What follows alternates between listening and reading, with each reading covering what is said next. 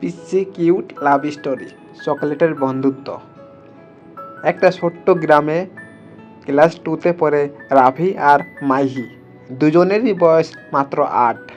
রাফি সবসময় ক্লাসে সবচেয়ে শান্ত ছেলেটা, আর মাহি সবচেয়ে চঞ্চল মেয়ে।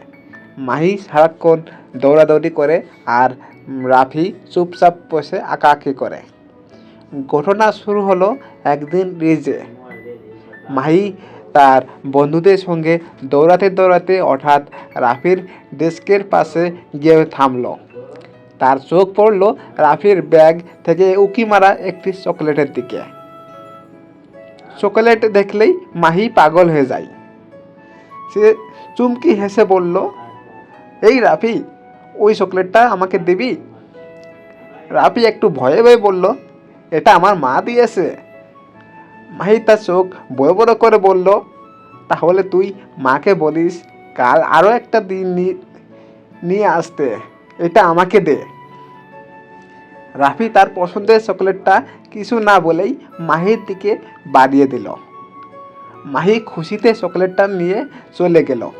পরদিন মাহি দেখলো রাফি আবার চকলেট নিয়ে এসেছে, কিন্তু মজার ব্যাপার হলো এবার সে একটা চকলেট কম নয়, বরং দুটো এনেছে। মাহি বলল, তুই আমার জন্য এনেছিস? রাফি লাজুক মুখে বলল, একটাই না, দুজনেই জন্য দুটা। ধীরে ধীরে চকলেট ভাগাভাগি করতে করতে দুজনের মধ্যে একটা মিষ্টি বন্ধুত্ব তৈরি হলো। তারা একসঙ্গে খেলতো, একসঙ্গে টিফিন খেত। একদিন মাহি হঠাৎ রাফিকে বলল, তুই জানিস, তুই আমার সবচেয়ে প্রিয় বন্ধু। রাফি একটু ভেবে বলল, তুইও আমার সবচেয়ে প্রিয় বন্ধু, তবে আমার মা বলে ভালোবাসা হলো সবচেয়ে সুন্দর জিনিস। তুই যদি চকলেট খেতে ভালোবাসিস তাহলে আমিও তোকে ভালোবাসি। মাহি হেসে বলল, তাহলে তুই আমার চকলেট পার্টনার। শেষ পর্যন্ত গ্রামের সবাই তাদের চকলেট জুটি বলে ডাকতে শুরু করলো।